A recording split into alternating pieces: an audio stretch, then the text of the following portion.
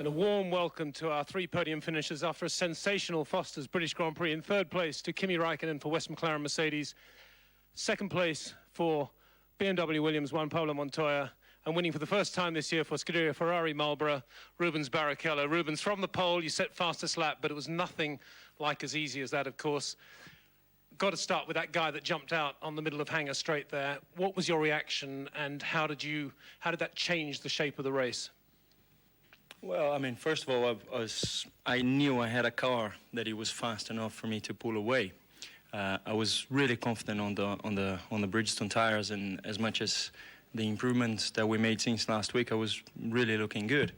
But the only question mark was the start, and there was a little bit of a problem on the warm-up lap, because although I started very slow for the pack to be slow, when I accelerate a little bit to get some temperature on the brakes and on the tire, Jarno didn't accelerate as much, so I opened a gap, and as far as I'm concerned, this is not the way it should be. We should keep the pack very close together. So he made me slow up a lot, and when I got to the grid, I waited for so long, and my tires really dropped temperature, and I had no grip at all when the start came. So I lost 2 positions, and then I kept it cool. I mean, it was very difficult for the first 2 laps to maintain the position, but I knew it was going to be okay. When the tires started to be okay, I mean, I had a good speed on the straight. It was difficult to overtake Kimi because he was as well quick on the straight. But I had nothing to lose today. It was make or break. Well, you just set fastest lap when that guy came out and they put the safety car out. So talk us through those stages around that and how you felt when that happened. I was so concentrated, I wasn't thinking of anything else. I mean, the team did a fantastic job to bring me in, but because it was crowded on the pits, I mean, they took so long to actually let me go. So, you know, you think that with this cars, it's going to be quite difficult to overtake. But today there was a difference in tires, and we were doing very well, very well. So I was able to really take the advantage of my car to pass people, and it was fantastic. Yeah, great passing manoeuvres, and you were very, very quick either side of that second pit stop, and that unbelievable pass with Kimi there just after your pit stop. Yeah, I mean, I almost lost my nose because to be honest, it was with a McLaren some time ago that I crashed into Abbey. And I was paying attention because the guy who's on the inside protecting the line, he can brake a lot earlier than when you think. So I pull away to the right in the right moment, but I almost lost my nose at that time. But it was fair. It was, but it was aggressive. It was. We went into bridge like it was one coming out. So it was, but it was fair. It was good. Just briefly describe your emotions now after winning this race so decisively. I mean, for me, it's a fantastic feeling because I'm never down. I mean, it's something that people think, okay, Michael this, Michael that. Yeah, I love to be inside of a team that they work like they worked last week to make this car better and like Bridgestone to make the tires better.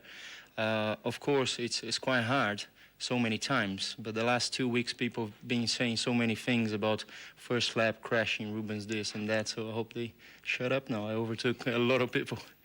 Juan Pablo, you're a mate of Rubens. I'm sure you're delighted for him, but also a great drive for you.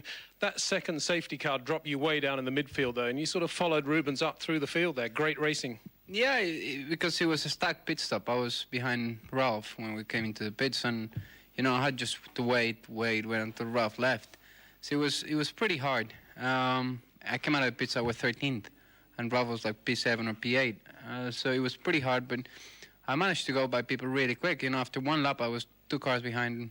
You know, I think it was Furman, then Rubens, then Ralph, and he's like bam, bam, bam. Then it was pretty good because when Rubens was fighting with somebody, I was just behind. So I would have been able to catch when Rubens would pass, next lap I would pass, and, you know, all the way to the top. You know, the only mistake I did is, I think a Jaguar blew up in the back straight, and I was every lap in the inside so I wouldn't go in the oil, and after the pit stop I thought it should be pretty good now, and I braked in the oil and went straight. I think Kimi had the same problem when I passed him. How do you think it compared today, Williams BMW against Ferrari? They looked a bit strong, not that much stronger. They were, you know, from what I remember in testing long runs, they were a lot stronger. I was pretty pleased with my pace. you know, I lost quite a bit of time on my mistake. But apart from that, he was a couple of times quicker than me. That was all. So I was very pleased. Well, Kimi, a spectacular race from you as well. Second place at the start behind Jarno. How did you feel in those opening laps? It looked as if you could pass Jarno if you had the opportunity. Yeah, I was just maybe a little bit quicker on a big enough race, but I was not able to get enough close on the back straight to try to overtake him. And then I started to lost a little bit rear grip, and Rubens was so much stronger out of the club that I wasn't able to hold him off.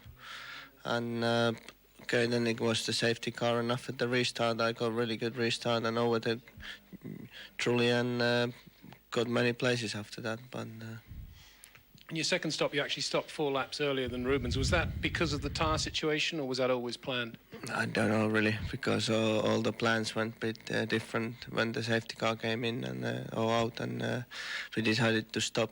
And I was just going as long as they're gonna tell me to come in, but it worked out well. But then first few laps was okay, and then I dropped again the rear tires a little bit, and it was difficult. Just talk us through that incident at Bridge that Rubens just described from your point of view.